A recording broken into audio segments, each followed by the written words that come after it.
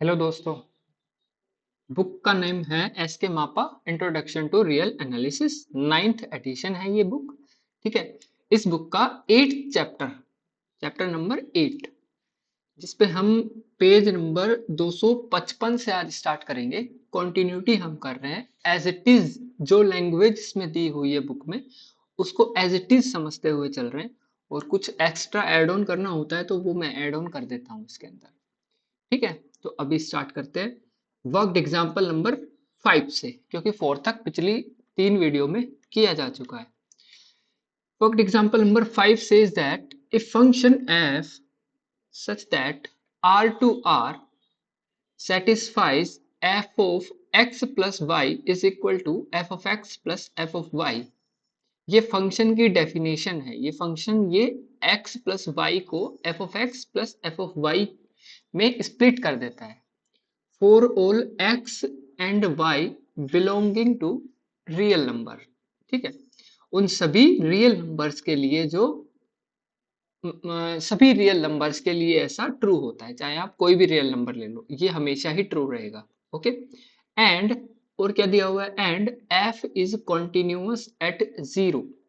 f जो है आपका फंक्शन वो जीरो पर कॉन्टिन्यूअस है।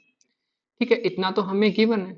आगे क्या बोल रहा है, prove that f is continuous, f is continuous at every c in r। Every c in r का मतलब है कि कोई भी रियल नंबर आप उठा लो, उस रियल नंबर पर आपका जो फंक्शन है वो फंक्शन कॉन्टिन्यूअस होना चाहिए। अगर वो फंक्शन ये वाली प्रॉपर्टी फुलफिल करता है तो। ठीक है, ये आपका क्वेश्चन बोल रहा है। उसके बाद में क्या बोला है, डिड्यूस दैट। डिड्यूस मतलब जो इंफॉर्मेशन आपको दी हुई है उस इंफॉर्मेशन से आप निकाल करके लाइए। डिड्यूस दैट फॉर सम के, किसी एक रियल नंबर के लिए क्या होना चाहिए, f of x is equal to kx for all x belonging to real number। मतलब एक ऐसा k आप दे सकते हो क्या, एक ऐसा के आपको मिल जाना चाहिए ताकि फंक्शन के अंदर कोई भी इनपुट हम रखते हैं तो वो अपने साथ में के को मल्टीप्लाई करके, के और वो इनपुट मल्टीप्लाई करके बाहर आ जाए एज आउटपुट। ठीक है। तो ऐसा ये डिड्यूस करने को कह रहा है, और ऐसा जो है सभी एक्स के लिए होना चाहिए। इसका मतलब सीधा ये है कि किसी के लिए हमेशा ही इनपुट में आप कोई भी रियल नंबर रखो तो वो के एक्स के इक्वल आ जाए, के इंटू दैट इनपुट उसके इक्वल आ जाए। तो यहां तक तो हमने अभी ये वर्कड एग्जांपल नंबर 5 सिर्फ समझा है। इस एग्जांपल को, इसका क्वेश्चन समझा है। इसका आंसर अब शुरू करते हैं। ठीक है। पहले तो जो बुक की लैंग्वेज है मैं वही बताने वाला हूँ एज इट इज। ठीक है। उसके बाद में फिर इसके अंदर अगर लगा कुछ ऐड ऑन करने के लिए है तो फिर अलग से कुछ बताऊंगा। ठीक है। चलिए देखते हैं। Since f is continuous at zero, भाई f जो है आपका फंक्शन कॉन्टिन्यूअस है जीरो पर। ठीक है। अगर f जीरो पर कॉन्टिन्यूअस है तो जीरो के थोड़ा सा आगे जाओगे और फिर वापस से जीरो के पास आओगे, वो वाली जो वैल्यू है आपकी वो जीरो पर जो वैल्यू है उसके इक्वल होनी चाहिए। कैसे, देखो, ये मान लो आपका एक फंक्शन है। ठीक है, ये आपका एक फंक्शन है। लेट आपका ये फंक्शन ये है, ये आपका यहाँ जीरो पर कॉन्टिन्यूअस है, ये जीरो है। जीरो प्लस एच मान लो आप यहां पहुंच गए, ये एच है। जीरो प्लस एच यहां आ गए। अब जीरो प्लस एच में जब आप एच को जीरो टेंड करवा रहे हो तो यहां पर तो जीरो प्लस जीरो जीरो ही तो मिल जाने वाला है ना। तो वो एफ ऑफ जीरो के इक्वल हो जाए। देखो, यहां पर जो वैल्यू आएगी, कलर चेंज करके लिख देता हूं, यहां पर जो वैल्यू आएगी वो वैल्यू क्या है, f of zero. F of zero है। यहां पर जो वैल्यू आएगी यहां पर वो क्या है, f of zero plus H. ठीक है। जब आप एच को जीरो टेंड करवाओगे मतलब एच को आप मिनिमम करते जाओगे जीरो के पास ही ले जाओगे, तो ये जो f of zero plus h है इसकी limit h tending to zero पर एफ ऑफ जीरो के ही इक्वल मिल जानी चाहिए या नहीं? यही तो कह रहे हैं, अगर कॉन्टिन्यूअस होगा तो ऐसा होना चाहिए, अगर कॉन्टिन्यूअस है तो ऐसा होना चाहिए। ठीक है, कॉन्टिन्यूटी की डेफिनेशन है ये तो सिंपल सी, कि राइट हैंड लिमिट जो है वो फंक्शन की उस पॉइंट पर वैल्यू के इक्वल हो जानी चाहिए। तो ये जीरो पर राइट हैंड लिमिट ही तो है। अब जीरो माइनस एच कर देते तो लेफ्ट हैंड लिमिट हो जाती। तो यहां से हमने राइट हैंड लिमिट देख ली। ठीक, अभी यहां से हम एक बात और बोल सकते हैं कि अगर आपका f of x plus y है is equal to f of x plus f of y है, तो क्या हम यहां से इस फंक्शन को भी स्प्लिट नहीं कर सकते क्या? यहां से भी स्प्लिट किया जा सकता है। तो F of zero plus H क्या बना? F of zero plus f of H बन गया। अब जब इसमें लिमिट लगाई थी हमने, इसमें भी लिमिट लगा दी यहाँ पर h टेंडिंग टू जीरो। अब यहां से f of zero plus f of h is equal to f of zero ही यहां पर मिल जाने वाला है। ऐसा क्यों हुआ? अब यहां पर आपको f ऑफ h की वैल्यू जीरो मिल जाएगी। ये वैल्यू कैसे निकल करके आई? ये वैल्यू ऐसे निकल करके आई, देखो यहां पर तो आप जब लिमिट लगाओगे h टेंडिंग टू जीरो तो ये तो f ऑफ जीरो ही रहने वाला है, तो इसको तो लिख दो f ऑफ जीरो। ठीक है, प्लस यहां पर आप देखते हो तो ये आ जाएगा limit h tending to zero f of h is equal to f of zero. अब f ऑफ जीरो से f ऑफ जीरो यहाँ पे कैंसिल आउट हो गया, तो limit h tending to zero f of h की जो वैल्यू है वो आपको यहाँ पर जीरो मिल जाने वाली है। क्या मिल जाने वाली है? Zero. Okay, so now okay, यहां तक क्लियर है? ठीक है, अभी चलते हैं आगे। लेट सी आपका कोई रियल नंबर है। अब सी अगर रियल नंबर में से आ रहा है तो सी या तो आपका रेशनल हो सकता है या इरेशनल हो सकता है, या फिर वो आपका पॉजिटिव इंटीजर हो सकता है, नेगेटिव इंटीजर हो सकता है, जीरो हो सकता है, कुछ भी हो सकता है जो उसकी मर्जी हो। ठीक है, तो हम यहाँ पर अलग अलग केस लेकर के यहाँ पर हम देख लेंगे। देखो पहले तो हमने यहाँ पर C को R से उठाया, पहली बात। ठीक है, अब C को R से उठाया तो h टेंडिंग टू जीरो पर जब f of c plus h की यहाँ पर लिमिट हम देखते हैं तो यहाँ पर इस फंक्शन को अपने इनपुट के साथ में स्प्लिट करके लिख दिया, जैसा कि हमें क्वेश्चन के अंदर जो डेफिनेशन दी हुई थी उसके अनुसार यहाँ पर हमने स्प्लिट करके इसको लिख दिया एज इट इज। ठीक है, f of c plus f of h ऐसे करके लिख दिया। अब एफ ऑफ एच जो है वो h टेंडिंग टू जीरो पर जीरो है। h tending to zero f of h, तो ये चला गया कहाँ? जीरो पर। तो f ऑफ c जो है, f ऑफ c, तो इसकी पूरी वैल्यू ही किसके इक्वल आ गई? ये वाली वैल्यू तो जीरो मिल जाएगी ना आपको, ये वाली वैल्यू जीरो मिल जाएगी, तो ये f ऑफ c के ही इक्वल मिल जाएगी। तो यहां से क्या इंप्लाई हुआ? यहां से हम कह सकते हैं कि अलग से पेज में लिख दूं तो ठीक रहेगा। देखो यहां से limit h tending to zero,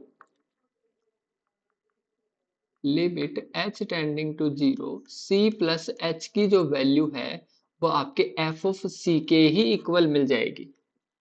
okay, यहां से f ऑफ c के ही इक्वल मिल जाएगी।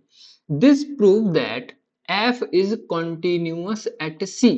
अब यहां से आप c पर इस फंक्शन को कॉन्टिन्यूअस बोल सकते हो, बिकॉज हमने कॉन्टिन्यूटी की डेफिनेशन में क्या देखा था कि उसकी जो लिमिट है वो उस वैल्यू पर फंक्शन, उस पॉइंट पर, उस इनपुट पर फंक्शन की वैल्यू के इक्वल होनी चाहिए, जो कि हमें यहाँ से मिल पा रही है आसानी से। ठीक है, तो हम यहाँ से क्या बोल देते हैं कि f जो है आपका फंक्शन जो है वो c पर कॉन्टिन्यूअस हो जाएगा। ओके, अब c जो है हमने r से रैंडम उठाया था, आर्बिट्रेरी उठाया था। तो जब हम ऐसा कहते हैं कि c को आर्बिट्रेरी उठा लेते हैं तो ये पूरे रियल नंबर्स के लिए ही ट्रू हो जाता है। आप कोई आर्बिट्रेरी फंक्शन के लिए अगर इसको कॉन्टिन्यूअस दिखा देते हो तो ये सभी रियल नंबर्स के लिए ट्रू हो जाता है, क्योंकि आर्बिट्रेरी तो हमने कुछ भी मर्जी से उठा लिया, तो मर्जी से तो हम कोई भी नंबर उठा सकते हैं। तो यहाँ तक हम कह सकते हैं कि आपका फंक्शन जो है सी पर कॉन्टिन्यूअस है। यहाँ तक तो हमारा क्वेश्चन कंप्लीट हो चुका है, यहाँ तक कंप्लीट हो चुका है।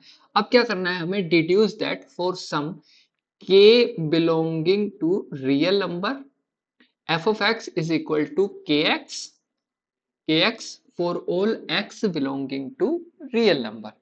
देखो अगर आपके पास में बुक है ना तो आप बुक खोल करके बैठो, आपको ज्यादा अच्छे से समझ में आएगा। ठीक है, अब हम यहाँ पर बात करते हैं डिड्यूस करने की कि क्या ऐसा पॉसिबल है। ठीक है, देखिए सबसे पहला हम यहाँ पर ले लेते हैं x और y दोनों को ही जीरो लेकर के देखते हैं कि क्या जीरो पर ये सेटिस्फाई कर रहे हैं। तो जब दोनों को ही हमने जीरो लिया तो f ऑफ जीरो की वैल्यू 2f ऑफ जीरो मिल जाएगी। क्यों भाई, जब आप यहां से ऐसा करोगे f of zero plus zero, x और y दोनों को जीरो लिखोगे तो f of zero plus f of zero according to definition यहाँ पे क्या मिल गया, 2f ऑफ जीरो। सिंपल, यहां से क्या मिला 2f ऑफ जीरो, तो f ऑफ जीरो की वैल्यू हमें क्या मिल गई, यहां से जीरो मिल गई। कैसे मिली यहां से f ऑफ जीरो की वैल्यू जीरो, यहां से f ऑफ जीरो की वैल्यू आपको जीरो कैसे मिली बताइए।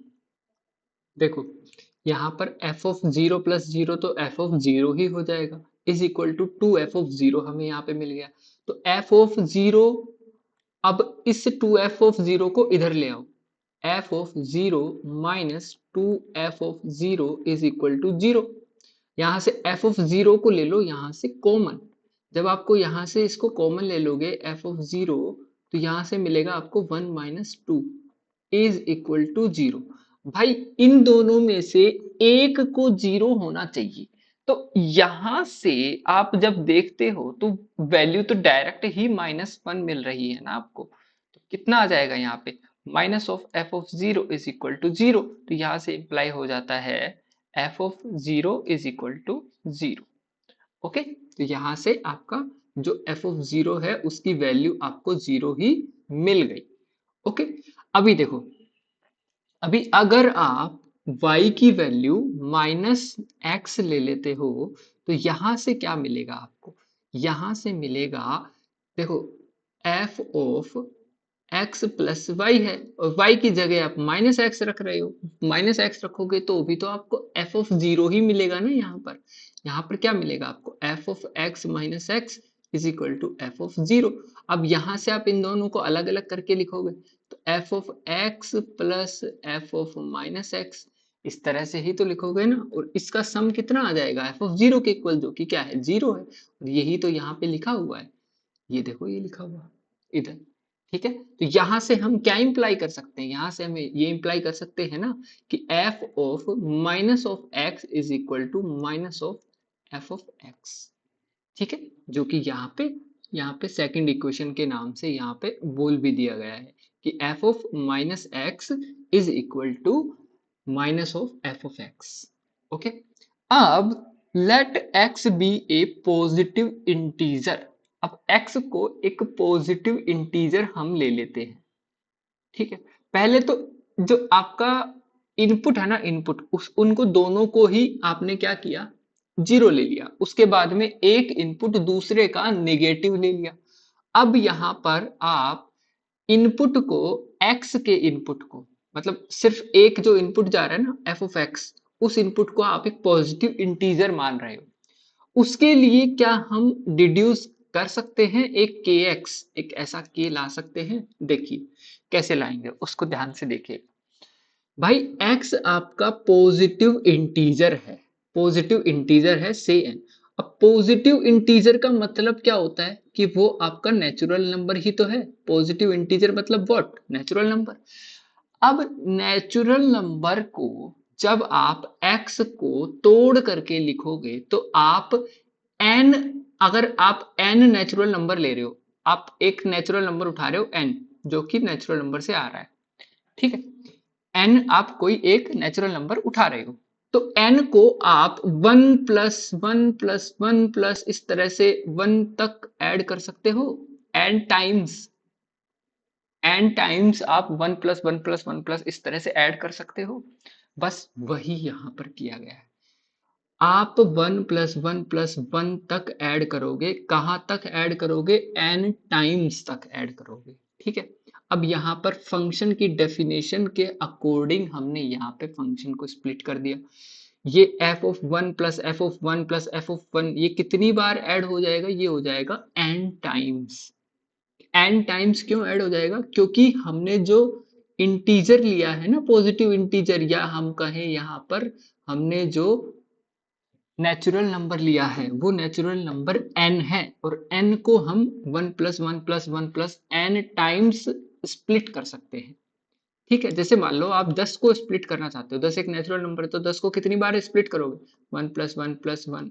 आप 1 को कितनी बार जोड़ोगे कि 10 आ जाए? तो भाई 1 को तो 10 बार ही जोड़ना पड़ेगा। अब मान लो आपने 50 ले लिया, 50 नेचुरल नंबर ले लिया 50। 50 में 1 को कितनी बार ऐड करोगे कि 50 आ जाए? तो 50 बार ही तो ऐड करना पड़ेगा ना। तो इसी तरह से है। ठीक है। n टाइम्स, तो यहाँ पर सिंपली n हम लगा देंगे और f(1) यहाँ पर हम लिख देंगे। ठीक है, इतना ठीक है। अब f(1) की जो वैल्यू है, f(1) को हमने यहाँ पर k बोल दिया। देखो f जो फंक्शन है उसके अंदर आप 1 इनपुट डालोगे तो आपको कुछ ना कुछ आउटपुट तो मिलेगा ना। उस आउटपुट को हमने k नाम दे दिया। उस आउटपुट को हमने यहाँ पर k नाम दे दिया, और आपका जो x था वो क्या था? एक पॉजिटिव इंटीजर n ही तो था। n को वापस से x लिख दिया हमने। तो यहां से आप f(x) = डायरेक्ट kx बोल सकते हो। f(x) = kx बोल सकते हो। सो f(x) = kx if x be a positive integer। अगर x यहाँ पर पॉजिटिव इंटीजर मिल जाता है तो हम ऐसा डिड्यूस कर सकते हैं। ये वाली लाइन ट्रू हो जाएगी। कौन सी वाली लाइन? ये वाली लाइन। देखो ये वाली लाइन, ये जो लाइन लिखी हुई है ये वाली लाइन। ठीक है, ये वाली लाइन, ये हाईलाइटर ठीक है, इससे इससे करवा देते हैं। ठीक है, हाईलाइट करके बता देते हैं। देखो ओके, कुछ ज्यादा हाईलाइट हो गया।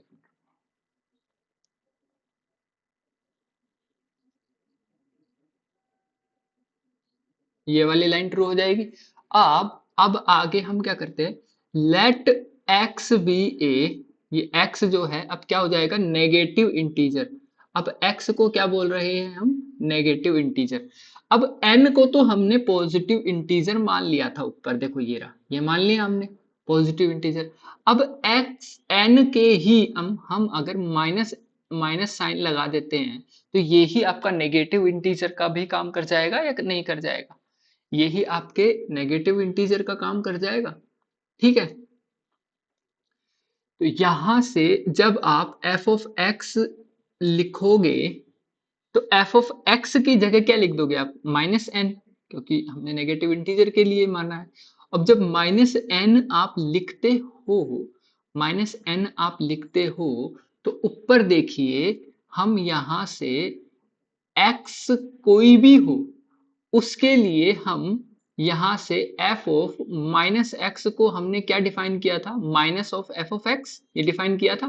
तो यहां से हम क्या लिख देंगे? यहां से हम लिख देंगे f(-n) = simply what? -f(n). Okay, by second जो इक्वेशन है ये वाली, इस इक्वेशन के यूज से हम ऐसा लिख सकते हैं। ओके, नाउ अब देखो f(n) को तो आप क्या लिख सकते हो? f(n) उसको क्या लिख सकते हो आप? f(x), n की जगह x ही तो लिख सकते हो ना भाई। आपका जो x है वही तो n है, n है वही तो x है, सेम ही तो बात है। ठीक है। अब f(n) की जगह आप क्या लिख सकते हो? kn लिख सकते हो। kn लिख सकते हो, माइनस पहले से मौजूद है। अब kn की जगह आप kx लिख सकते हो। क्यों लिख सकते हो? बिकॉज इस बार आपने x को क्या माना है? x को माना है आपने -n। x को माना है आपने -n, तो k इधर रह गया, -n इधर आ गया, तो इस तरह से k ऑफ एंड -x इस तरह से ये आ गया। तो f ऑफ x की जो वैल्यू है वो वैल्यू आपके सिंपली kx के ही इक्वल हो जाएगी अगर x एक नेगेटिव इंटीजर होगा। ठीक है, देखो हमने पॉजिटिव इंटीजर के लिए मान लिया, नेगेटिव इंटीजर के लिए मान लिया, और हमने जीरो के लिए भी मान लिया था। नेगेटिव इंटीजर के लिए मान लिया, पॉजिटिव इंटीजर के लिए मान लिया, और जीरो के लिए भी हमने यहाँ पर मान लिया था। देखो ये रहा, ये जीरो के लिए भी ट्रू हो गया। ठीक है, हमेशा ही ट्रू होगा, ये तो ट्रिवियली है। ठीक है, तो अब हम equation number first, third and fourth, इन तीनों की हेल्प से हम क्या बोल सकते हैं यहाँ पे, हम इन तीनों की हेल्प से हम बोल सकते हैं कि f of x is equal to k x मिल जाएगा if x be an integer, अगर x आपका एक इंटीजर होता है तो। ठीक है, यहां तक क्लियर है? ओके, अब देखते हैं आगे। अब रेशनल और इरेशनल के लिए हम यहाँ पर बताने की कोशिश करेंगे। रेशनल और इरेशनल के लिए जैसे हम बताएंगे तो हम बोल देंगे कि भाई पूरे के पूरे रियल नंबर्स के लिए यहाँ पर ट्रू हो जाने वाला है। ओके, अब देखते हैं रेशनल की बारी आती है।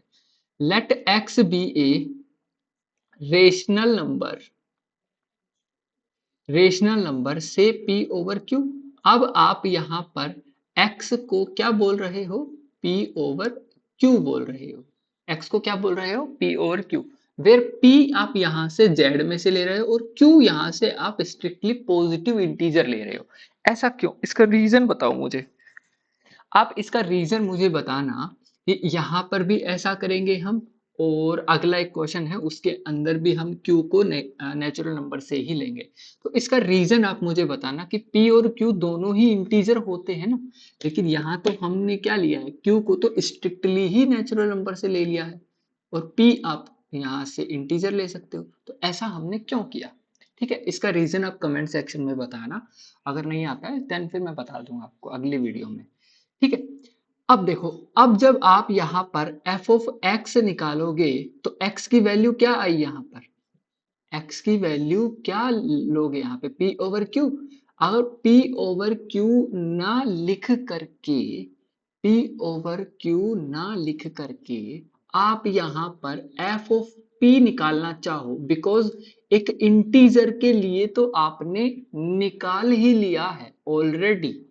एक इंटीजर के लिए तो हमेशा ही जो f ऑफ x है वो kx के इक्वल मिल जाता है।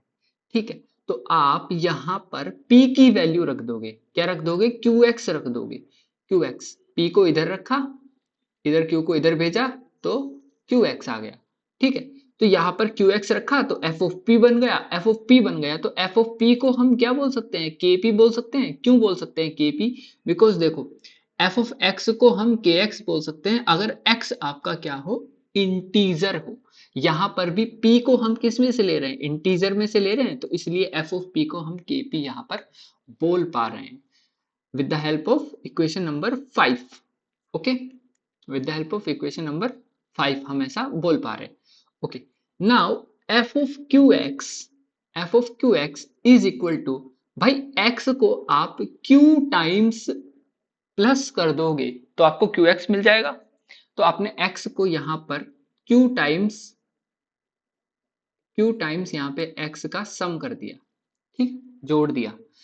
अब यहां से हम फिर से हमारे जो, हाँ हमें जो फंक्शन दिया हुआ था वो प्रॉपर्टी यहाँ पे अप्लाई कर सकते हैं, स्प्लिट कर सकते हैं फंक्शन को, f of x plus f of x plus f of x कितने टाइम्स, कितनी बार, q टाइम्स, q बार इसको हमने खोल दिया। जब q बार इसको हमने खोल दिया तो q आपका बाहर आ जाएगा और बाहर और f ऑफ x यहाँ पे इस तरह से आ जाएगा यहाँ पे। ठीक है, तो अब आप f of q x is equal to q f of x, ये हमें मिल चुका है, ये हमें यहां से मिल चुका है।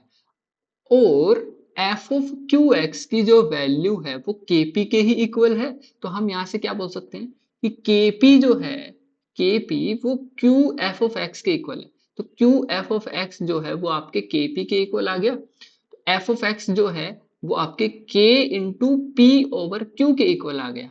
ठीक है, के ओवर के इंटू पी ओवर क्यू के इक्वल आ गया।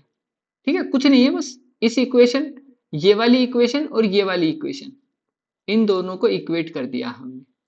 ठीक है, एफ ऑफ क्यू एक्स की वैल्यू यहां से हमें ये मिल गई, इसके इक्वेशन इसके इक्वल में हमने लिख दिया केपी। ठीक है, तो यहां से हमें मिल गया f of x is equal to k into p over q, और पी ओवर क्यू को हमने क्या माना था, पी ओवर क्यू को हमने माना था ना एक्स अपना, ये रहा। ठीक है, पी और क्यू को एक्स माना था, तो यहां से हमें मिल गया k x. So f of x is equal to k x if x be a rational number. भाई रेशनल के लिए यहां पर ट्रू हो चुका है, अभी बारी आती है इरेशनल नंबर की। अब इरेशनल नंबर के लिए जैसे ही हम ट्रू बोल देंगे, देखो आर जो होता है, आर रियल नंबर, उसके अंदर क्या क्या होते हैं, रेशनल होते हैं और इरेशनल होते हैं। इन दोनों के लिए ही अगर ट्रू हो जाता है तो हम क्या कह सकते हैं, हम कह सकते हैं कि पूरे रियल नंबर के लिए ट्रू होगा। अब रेशनल के लिए ट्रू करने से पहले हमें इंटीजर के लिए ट्रू करना था। क्यों करना था, बिकॉज यहाँ पर हम डायरेक्ट उसका यूज कर पाते, यहाँ से हम डायरेक्ट उसका यूज किया ना हमने, तो इसलिए हमने इंटीजर के लिए पहले निकाल लिया f of x equal to k x, then उसका यहाँ पे यूज करके हमने रेशनल्स के लिए बता दिया, रेशनल्स के लिए बता दिया। अब हम बात करते हैं इरेशनल नंबर की। ठीक है, इरेशनल नंबर के लिए अब एक क्राइटेरिया होता है छोटा सा, जिसको हम बोलते हैं सीक्वेंशियल क्राइटेरिया, यहाँ पे यूज हो जाएगा। देखो कैसे होगा use, let x be an irrational number alpha. Alpha क्या है आपका, एक इरेशनल नंबर है। Let us consider a sequence of rational points. अब एक एक्स एन कैसी सीक्वेंस है भाई, रेशनल पॉइंट्स की, कन्वर्जिंग टू अल्फा। अल्फा कैसा पॉइंट है आपका, इरेशनल। रेशनल पॉइंट्स की सीक्वेंस जा करके एक इरेशनल नंबर को कन्वर्ज करती है। Okay, since f is continuous at alpha, अगर एफ अल्फा पर कॉन्टिन्यूअस है, इरेशनल पॉइंट अल्फा पर कॉन्टिन्यूअस है, so that limit f of x n is must be equal to f of alpha. ये आपका if and only if condition होता है। ठीक है, इफ एंड ओनली इफ, ये डबल इंप्लाई वाला कंडीशन होता है। ये जो सीक्वेंशियल क्राइटेरिया होता है ना, ये डबल इंप्लाई वाला होता है। ये मैंने बहुत अच्छे से समझाया पहली वीडियो के अंदर, तो आप जाकर के देख सकते हैं। इस ये जो वीडियो सीरीज है, इसकी प्लेलिस्ट का जो लिंक है मैं इस वीडियो के डिस्क्रिप्शन में दे दूंगा, तो आप वहां से भी देख सकते हैं।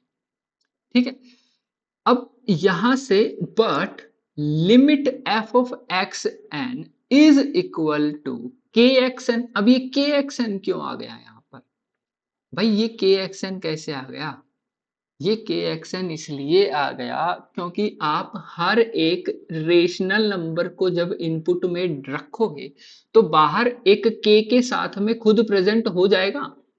अपने x1 रखा तो के x1, x2 रखा तो के x2, एक ऐसा के तो मिल ही जाएगा ना जिसके साथ में हर बार के आ जाएगा। तो लिमिट लगाओगे तो भी कोई फर्क नहीं पड़ेगा, ये के तो हमेशा ही मिल जाने वाला है। सिंस x इज रेशनल, भाई रेशनल के लिए आप यहां से बोल पा रहे हो यहां से कि f ऑफ x जो है वो हमेशा ही के एक्स मिलेगा, तो यहाँ पे xn के लिए भी के एक्सएन मिलना चाहिए। सिंस xn क्या है, यहाँ पे रेशनल है, xn क्या है, रेशनल है। ठीक है, यहां से देखो as limit k x n is equal to k alpha. अब यहां पर कहानी थोड़ी सी चेंज होती है। लिमिट जब हम निकालते हैं के एक्स एन की, तो वो क्या आ जाएगी आपकी, k alpha. It follows that f of alpha is equal to k alpha. ये वाली चीज समझ में आई या नहीं आई, मुझे बताना एक बार। देखो यहाँ पर हो क्या रहा है, यहाँ पर हम एफ ऑफ एक्स एन की लिमिट जब हम देख रहे हैं तो वो किसके इक्वल आ रही है, एफ ऑफ अल्फा के इक्वल आनी चाहिए, बट इसकी लिमिट तो के एक्स एन के इक्वल आ रही है। अब के एक्स एन की जो लिमिट है वो के अल्फा के इक्वल आएगी ना भाई। यहां से आप एक्स एन की लिमिट देखते हो तो वो किसके इक्वल आएगी, अल्फा के इक्वल आएगी। और यहां से आप देखते हो limit f of x n की, तो वो किसके इक्वल आएगी, एफ ऑफ एल्फा के इक्वल आएगी। और ये एफ ऑफ एल्फा है, तो इस एफ ऑफ एल्फा को किसके इक्वल होना चाहिए, इसको होना चाहिए ना के एल्फा के इक्वल। तो यहाँ से के एल्फा हमें मिल जाता है। सो दैट यहाँ पर f of x is equal to k x if x be an irrational number.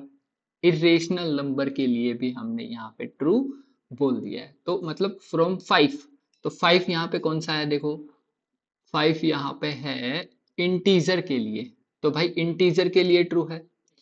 6, 6 यहाँ पे रेशनल के लिए ट्रू है। 7 यहाँ पे इरेशनल के लिए ट्रू है। तो भाई f of x is equal to k x for all x belonging to R, ये हमेशा ही आपका ट्रू हो जाने वाला है। ठीक है, ये इरेशनल वाला आपको समझ आया या नहीं आया, एक बार मुझे कमेंट सेक्शन में जरूर बताना। अगर नहीं आया होगा देन अगली जो वीडियो स्टार्ट करेंगे उसमें मैं इसको अलग एग्जाम्पल लेकर के भी समझा दूंगा। ठीक, तो अगली वीडियो में हम करेंगे एग्जाम्पल नंबर 6। तब तक के लिए बाय बाय, थैंक यू।